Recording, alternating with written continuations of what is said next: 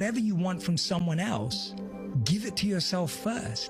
If you want compliments from someone else, give them to yourself first. If you want validation from someone else, give it to yourself first. Because no matter how many of them they give you, if you never gave it to yourself in the first place, it will never be enough. Something beautiful the other day. That's so true, right? He's followed by millions. He's a best-selling author and host of the popular podcast On Purpose. Jay Shetty is also a former monk whose current mission is teaching people how to love. He just released a new book, 8 Rules of Love, how to find it, how to keep it, and how to let it go. Thanks so much for being with us. Hi, Jay.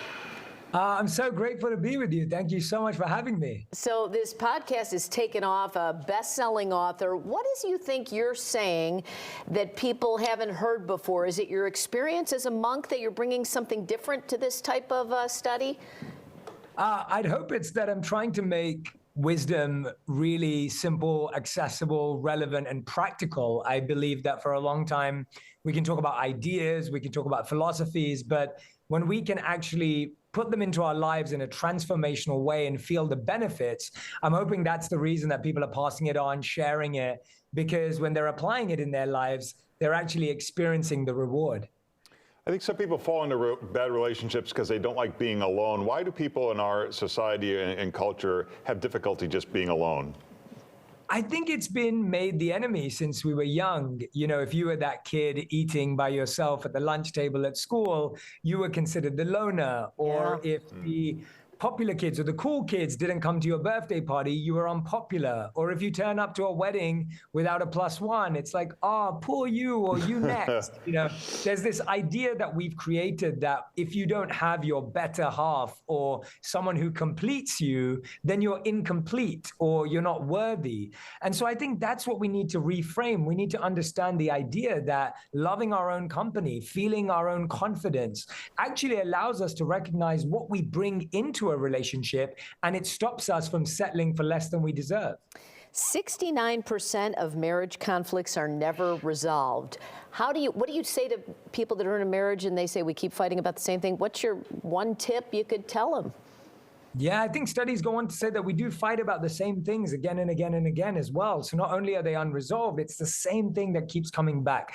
In my book, I break down the 3 fight styles that I believe everyone should understand. We all react differently to conflict based on our upbringing, based on our parenting, and based on our own life experience. And so my style is venting, which is, I want to talk about it. I want to talk about it right now. My wife's style is hiding, which is, go away, I need to be on my own right now, think about this. And then the third style is exploding, which is, I want to talk about my emotions. Neither are good or bad, but in the beginning of my relationship, I'd want to vent and solve the problem. My wife would want to hide, and I would assume that would mean that she's not as committed as I am, or she didn't care as much as I did. But that wasn't true. What I realized was, while I wanted to discuss it now, she needed time and space to digest it. So instead of waiting 2 days for her, or instead of waiting no time and talking about it now, we meet in the middle and say, let's talk about it in 12 hours, 24 hours. And that gives us a sense of realizing that our fight style helps us fight better. And you remind her who's the love expert, right? She won't believe me. She won't believe me either way. You say that we confuse validation with love. What does that mean? So I think we have learned to accept a different currency other than love. And when we accept validation, it's almost like if someone validates the way we look, if someone validates the way we feel, we take that as love. The challenge is that attention, validation, all of these things are beautiful, they're wonderful, but they're not the same as love. Love requires a lot more care, it requires a lot more commitment, it requires a lot more character from the individual and from yourself. And so often, we accept the currency of validation as love, even though it's not love in and of itself. So if you want the compliments from other people, you tell them to yourself first.